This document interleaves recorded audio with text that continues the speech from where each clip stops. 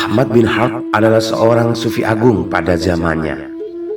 Semasa hidupnya, beliau selalu menekankan diri untuk selalu berlaku zuhud dan wara'.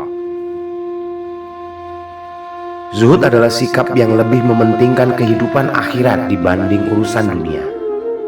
Adapun wara' adalah sikap untuk selalu waspada dan penuh kehati-hatian untuk segala tindakan yang akan dilakukan. Ahmad bin Harb terlahir pada tahun 164 Hijriah di salah satu kota bernama Merv, Iran. Beliau wafat tahun 234 Hijriah pada usia 85 tahun.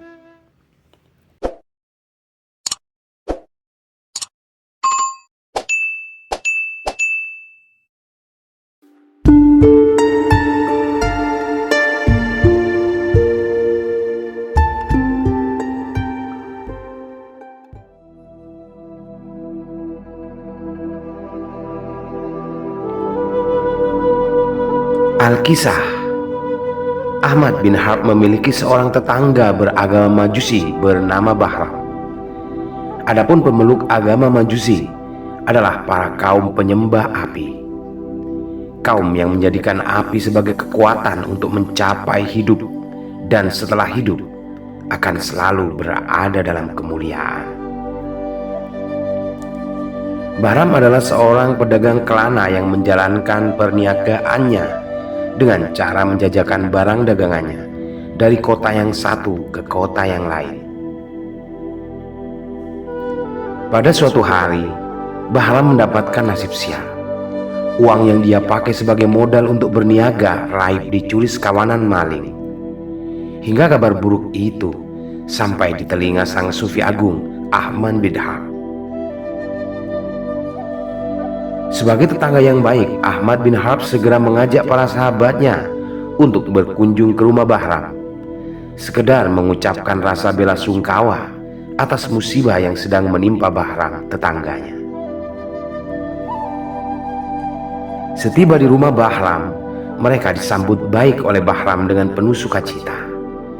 Bahram sangat menghargai kepedulian para tetangganya akan musibah yang sedang dialaminya. Mereka dipersilahkan masuk dan duduk seraya bercakap-cakap dan menceritakan hal ihwal kejadian buruk yang menimpanya. Bahram berpikir bahwa para tamunya mungkin sudah merasa lapar karena sudah dari sejak tadi mereka bercakap-cakap hingga tak terasa waktu telah berjalan begitu cepatnya. Sedangkan persiapan roti yang dia miliki mungkin tak mencukupi untuk mengenyangkan perut semua orang. Namun apa hendak dikata, sebab hanya beberapa potong roti itulah yang hanya dimiliki Bahram saat ini. Maka Bahram menyiasatinya untuk memotong-motong roti itu dengan ukuran lebih kecil, sama persis dengan jumlah orang-orang yang menjadi tamunya. Maka segeralah Bahram menyuguhkan roti yang sudah dia persiapkan untuk para tamu, dengan tak lupa meminta maaf karena hanya itu yang bisa dia suguhkan. "Janganlah kedatangan kami justru merepotkanmu," tegur sang sufi Ahmad bin Harb. "Kami datang ke sini dengan tujuan ikut berprihatin karena kami mendengar engkau mendapatkan musibah, bahwa uangmu dicuri oleh kawanan maling," sambung sang sufi lagi. "Iya, benar," jawab Bahram. Lalu dia menyambung kata-katanya lagi. "Tapi setidaknya diriku masih bisa bersyukur pada Tuhan api akan 3 hal. Pertama, hartaku memang dicuri, sementara diriku tak pernah melakukan pencurian dari milik harta siapapun. Kedua, hartaku yang mereka curi hanyalah sebagian, sedangkan aku masih memiliki sebagian lagi harta yang lain, yaitu kesehatan. Ketiga, uangku memang telah hilang, namun imanku pada agamaku masihlah utuh," tutur Bahram kepada sang sufi dan para tamu yang lain. Sang sufi agung merasa sangat kagum pada apa yang dikatakan Bahram. Maka dia berkata pada para sahabatnya, Tolong catat semua yang telah dikatakan Bahram. Diriku menangkap ada semerbak aroma keislaman dalam setiap kata-kata yang dia sampaikan. Wahai sahabatku Bahram, mengapa engkau menyembah api? Tanya sang sufi pada Bahram. Bahram pun menjawab, diriku menyembah api dengan harapan dia tak akan membakar dan menyiksaku pada panasnya kelak. Aku juga selalu menyiraminya dengan bahan bakar minyak dan arak, agar dia selalu menyala dan berkobar, dengan tujuan api itu akan mengantarkan diriku pada kemuliaan kelak di kemudian hari. Lalu Ahmad bin Harb berkata, wahai Bahram, engkau telah tertipu. Apa yang telah kau perbuat selama ini adalah salah dan keliru. Api itu begitu pandir dan bodoh. Dia sangat lemah dan tak bisa dipercaya. Apa yang menjadi prasangkamu selama ini adalah salah belaka. Salah satu bukti bahwa api itu lemah, suruhlah seorang anak kecil membawa sewadah air ataupun sejubut pasir. Lalu suruhlah anak kecil itu menyiramkan air atau pasir pada api itu, maka dia akan menjadi padam. Dengan kelemahan seperti ini, manalah mungkin dia akan mengantarkanmu pada kemuliaan. Bahkan untuk bertahan dari siraman air atau hantaman pasir dari seorang bocah saja, dia tak mampu. Ahmad bin Harb berkata-kata setengah meledak-ledak, karena dia merasa tengah mengutarakan kebenaran sebagai persangkaannya sendiri atas apa yang diyakininya. Sang sufi kembali melanjutkan kata-katanya, sedangkan Bahram dengan penuh rasa hormat diam dan menjaga sikap, berusaha untuk tetap menghargai tamunya itu. Sementara sebagai salah satu bukti bahwa api itu pandir dan bodoh, di saat engkau menyiramkan minyak dan arak, api itu tetap sama-sama akan melumatkan keduanya. Dia bahkan sama sekali tak dapat mengenali ataupun memilih manakah yang lebih baik antara minyak dan arak. Namun api itu tetap membinasakan semuanya. 70 tahun engkau menyembah api, itu adalah suatu hal yang tak pernah aku lakukan. Namun apabila kita berdua memasukkan tangan kita secara bersama-sama pada kobaran api itu, niscaya dia akan membakar tangan kita berdua. Dan itu adalah salah satu bukti bahwa api yang kau sembah tidak dapat dipercaya dan tak bersetia pada dirimu. Begitu kata-kata sang sufi meyakinkan hati Bahram.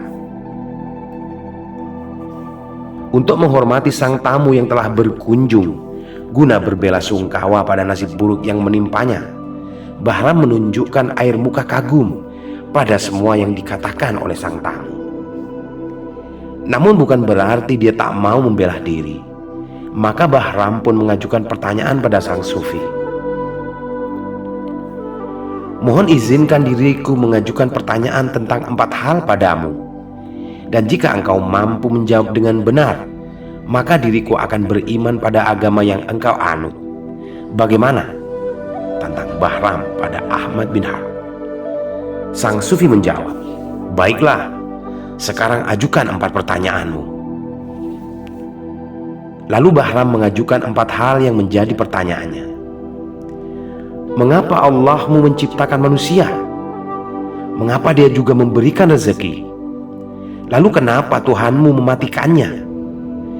Hingga kenapa pula dia menghidupkan manusia yang telah dimatikannya untuk dihidupkan kembali pada hari pengadilan nanti? Ahmad bin Harb menjawab, Allah menciptakan makhluk manusia tidak lain untuk mengisi kehidupan dan senantiasa beribadah kepadanya. Allah membagi rezeki adalah salah satu bukti bahwa Dia yang maha memelihara. Allah mematikan dan kemudian menghidupkan kembali manusia untuk dihadapkan pada pengadilan akhirat adalah salah satu bukti bahwa Allah maha kuasa dan maha berkehendak, dan Dia mampu melaksanakan apapun yang menjadi kehendaknya. Kata sang sufi berusaha meyakinkan hati Bahram. Baiklah, Bahram berkata, Sejak saat ini aku masuk Islam." Ahmad bin Harb kemudian menggamit tangan Bahram. Lalu dia menuntun Bahram mengucapkan kalimat syahadat sebagai pengesahan dan kunci bahwa Bahram telah menjadi seorang muslim beriman. Tetapi keanehan terjadi. Setelah sang sufi menuntun Bahram untuk bersama-sama mengucapkan dua kalimat syahadat, tampak keduanya sama-sama jatuh tersungkur yang langsung ditopang oleh para sahabat guna menghindarkan tubuh mereka dari hantaman keras.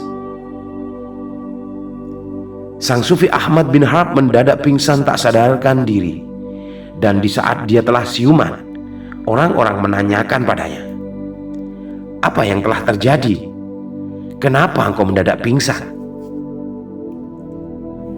Ahmad bin Harb berkata setelah beberapa saat dia siuman dari pingsannya, "Aku mendengar bisikan di telingaku setelah menuntun Bahram mengucap syahadat. Wahai Ahmad bin Harb, Bahram selama 70 tahun menyembah api, namun dia berakhir mulia pada keislamannya. Sedangkan engkau yang telah selama 80 tahun menyembah Allah, dengan sikap sombongmu, kau bahkan tak pernah tahu di saat-saat menjemput ajal kau akan berakhir seperti apa." Mendengar kata-kata sang sufi agung, orang-orang baru tersadar akan keadaan Bahram.